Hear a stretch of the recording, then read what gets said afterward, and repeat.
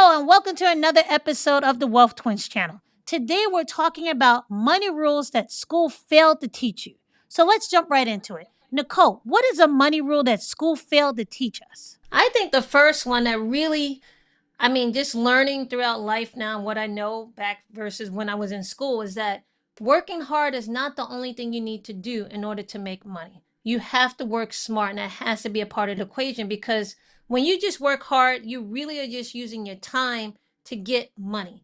And your time is limited. We all have 24 hours a day, but yet we're all not making the same amount of money. So really it's because those that know how to make more money have learned how to separate their time from their money, and they're also learning how to not just work hard, but they're working smart. I would agree with that. And I think lately it's been a lot easier to not only work smarter, but get more effort from what you put in lately. So, for example, if you're thinking about making money, a lot of people will go into the whole, oh, I need to get a side hustle, I need to do this. But there's a lot of ways now that if you use your mental energy, there's ways for you to produce more money and more of an output just using your brain instead of working harder and harder with your body. So let me get more detail around this, right? There's a book, The Almanac of Naval Ravikant, and it's someone who has taken all the articles and all the speeches he's given and has actually put it and condensed it into a book. And Okay. basically, Naval Ravikant says that you have to look at leverage. And when I say leverage, I'm not talking about debt, okay? It's how I can use a small amount of work to actually move a big thing. And he talks about the three forms of leverage. He says, technology, labor, and also capital. Those are three forms of leverage you can use to actually get the most out of your inputs. Okay, so you want to decouple as much as you can the time versus your money. Now, one way to do that is by starting a business. Now, it might take you a long time to start a business, but once you do, the money that you make from that business should be able to really dwarf what you're making working for someone. If I'm looking at money rules or money truths that school failed to teach you, I would think the first thing that popped in my mind is actually understanding the word problems and comprehending the word problems that actually affect you in real life. Now, what do I mean by that? My kids are in grade school right now and they're learning how to do math problems, right? So if I look at that, how does that translate to what you actually have to do in the real world? A real world word problem that you should be looking at and they should be teaching in school is how to understand difficult contracts, like let's say for a mortgage, for example, or deeds or anything like that. Difficult financial agreements that you're going in that you actually have to comprehend and actually understand what the real world impacts are of that kind of word problem. A mortgage is probably one of the most difficult documents you can look at. And I was speaking to a friend of mine who's a lawyer, and he said, if you're looking at legal documents, a mortgage is very typical of regular legal documents that are hard to understand. Once you understand what goes into a mortgage, what you're actually signing up for, you actually understand what you're on the hook for. And I think a lot less people would be less surprised by what kind of interest rates are going to be affecting their mortgages over 30-year periods, what they're actually getting into, what they're actually signing up for. And I think that would help a lot of people keep wealth in their family by not losing the houses because they didn't understand what they signed up front in the beginning. So I think school have failed a lot of people if they're not teaching you how to actually comprehend and understand the documents that are really going to have a financial impact on you. And it's something they really should be teaching in school rather than if you have this many apples and this many oranges, how many pieces of fruit do you have? Yeah, or like my husband says, he doesn't know why we learned about dinosaurs in school. Okay, True. so it's true. Like we should be learning about taxes in school rather than learn about dinosaurs. Yeah, give one day to learn all the dinosaur names, fine. But we should be having more classes about how to do your taxes, Like something that's going to practical be every day. stuff. Yep. Yeah. Or even just to count your change back. Okay. Not every time you're going to have these machines that give you little icons or whatever, how much you're going to get back. You need to learn how to do some money math. So that's something I don't think, well, I think we got money math in school, but I'm not sure they're really doing that today, Possibly. I don't think so. Now, another money rule I would say I didn't learn in school, but I learned through life lessons is that when you get a job, the money you make from that job is not set in stone. You can actually get up there and actually negotiate. And I used to think, okay, This is how much the company says they're going to pay me. Fine, I accept it. You can negotiate and you can bring more value to that company in terms of you could do some extra things throughout the year for that company and they will pay you more for it. The more you affect that company's bottom line, the more money you can make for that company, the more that company is willing to pay you. So I think that's something, if I don't learn that in school, I would have made a lot more money a lot faster. Yeah, you go into work thinking that everything is based on merit. It really isn't. It's how you're impacting the bottom line of that company that will help you succeed faster in that company. If I was looking at money rules, I would say, they don't give you a baseline amount that you should be saving once you start getting your first paycheck. Now, you see a lot of people saying, oh, save 20%, save 10%, pay yourself first. At one point, I was saving 50 to 75% of my paycheck, but there's no baseline that they teach people. Like, once you start getting paid, this start saving this amount. And I think a good amount to start with would be 10%. If more people started saving 10% of their paycheck, life would be a lot easier because now you're not spending everything you're actually making and now you're keeping some. And by doing that, you're not living so much below your means, but you're living in a way that you're able to cover everything you have, right? But you're also able to put money away for saving. That savings could be for anything from emergency savings to buying a car to buying a house, but you're also learning how to start budgeting your money. That is a very basic budgeting thing. And if you look at it, 10%, it's saving 10 cents from every dollar that you make. Even if you're not able to hit that at first, at least you have a baseline goal to shoot for. And I think that's something that they miss because, everybody learns about getting a paycheck, but what should you actually be doing with that paycheck? So it can actually do more for you than buy stuff right now. What can it help you do in the future? And I think learning how to save a portion of that will go a lot further for a lot of people. Well, that was the first piece of money advice I actually ever got from someone, actually practical money advice in terms of what to do when I got paid. And that's from Pearl. So shout out to Pearl. She told me, Nicole, for every dollar you make, save 10 cents. And that's something that anyone can do. It might sound like a lot when you're saying 10%, but like Nadia was saying, for every dollar you make, save a dime. If you do that, you will always have money saved. I think another money rule, and the money rules I'm talking about are more around mentality in terms of Okay. how to make money rather than actual physical skills. And I think one of the things, money rules that I did not learn in school was about the growth mindset.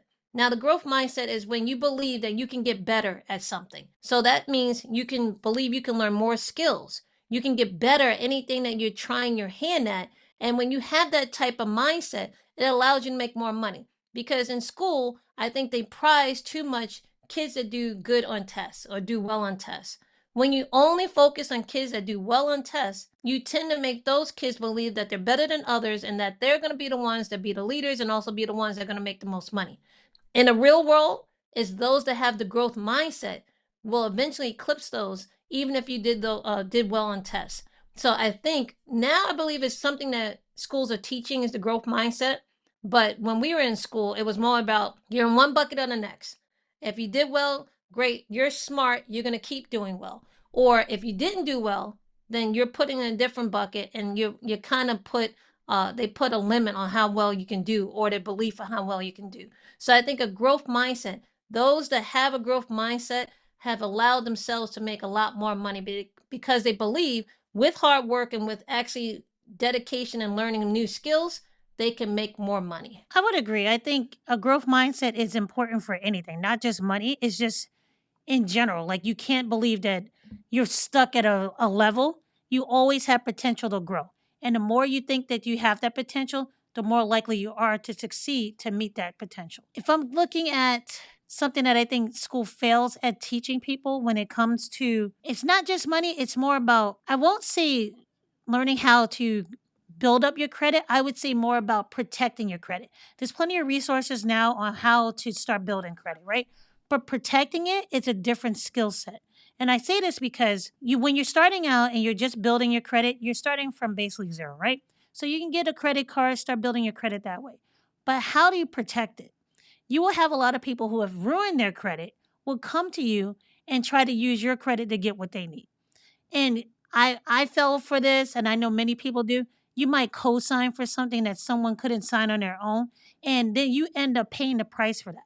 So I think if people are taught to not only build up their credit, but also protect it so that it can help you out later on, that would be something that I think would be beneficial because it's a whole different skill set. Building your credit is one thing, protecting it and being able to say no to others so that you can have something that will cost you less in the future in terms of interest rates. It's something that you need to learn. Now, I would say two things. They don't tell you how to protect your credit, but they don't even tell you how important credit is. Your credit is one of the most important things, at least in this country. And Yeah. it's a shame that we're not taught that in schools or about soon as you turn 18. I know I had at least 3 credit cards that came to It my dictates dorm room. so much. It dictates so Yeah. much. And the fact that credit is not being taught, just the importance of credit and not only how you need to build it up, even if you don't have bad credit, if you don't have any credit, it's just as bad. It can hurt you as well. But then also how to protect your credit. Just learning the importance of credit is something that should be taught in schools. And because it's not taught in schools, it definitely hurts so many people. And they don't feel the effects of that until so much longer later on when they're actually willing to make a big purchase and then they get hit in the face and they realize, wow, what's stopping me is not the money I make, it's not the money I have saved, but what's stopping me is the credit.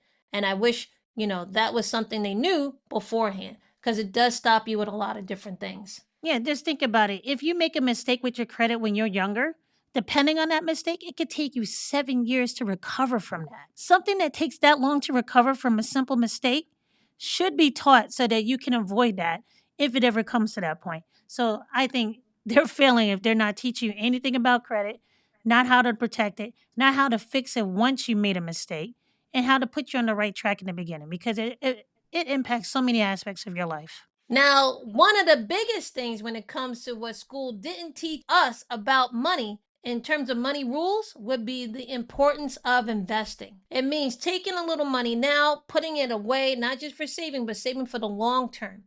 Now, just learning that in school would give you such a heads up in terms of building wealth. If you learn how to put the money into something that's going to grow and also learn to leave it there, that impact it would have on building wealth would have helped millions of us who were not getting that knowledge in the house or anywhere else. Yeah, I agree. I think one of the things that if you we all know the earlier you start investing, the better off you're going to be, right? So they should be teaching invest early and invest often.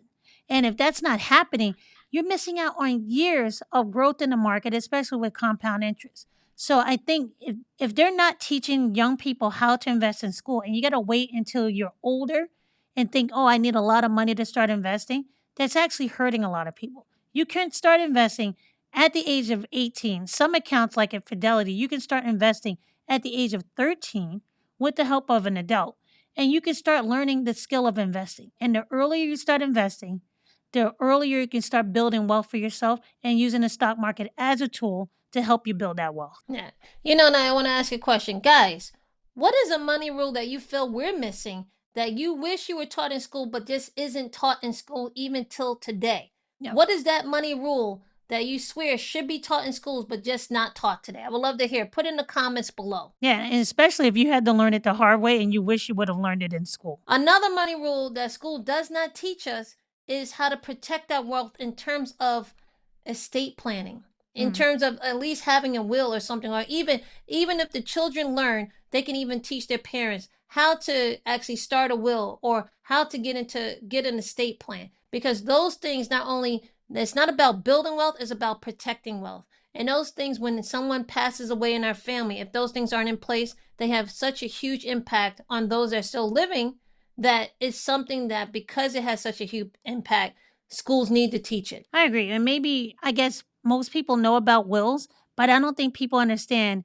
even if you have a will in place, you have to make sure that will is verified, and it still doesn't stop you from going probate court, especially if you have property. I think people should be taught that a will is not enough. You need to start looking at different aspects of estate planning, like Nicole said. As you can see, there's a ton of money rules that we didn't learn in school, and I bet if it was for us, it also happened to you. But that's why we believe that you cannot just rely on schools to get the education you need, especially when it comes to money and investing. It has to be something that we take on for ourselves, because no one's going to care more about our money than we do. So it's up to us not only protect our money, but also teach our children and other people in our family about how to manage their money and also how to invest. If you believe that, then you should be part of our Wealth Pack group, because that's exactly what we focus on. We focus on learning how to manage and how to invest in money. And if you want something like that on a weekly basis, then please join the Wealth Pack, which the link is down in the description. Not only do we have the Wealth Pack, which is our free resource, but we also have courses and programs that you can purchase that will allow you to work directly with us to speed up your time, to increase your investing knowledge, and manage your money. And with that, if you guys like this video, make sure you share it with a person you care about, and we'll see you in the next one.